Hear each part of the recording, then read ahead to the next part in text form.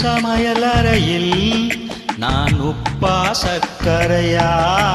நீ படிக்கும் வரையில் நான் கண்களா புத்தகமா?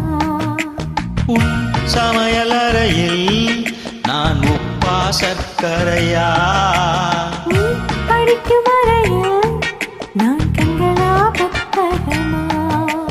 நீ விரல்கள் என்றால் நான் நகமா மோதிரமா?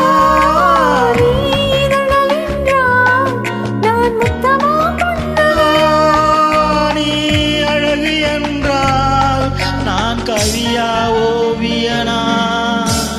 உன் சமையலறையில் நான் உப்பா சர்க்கரையா?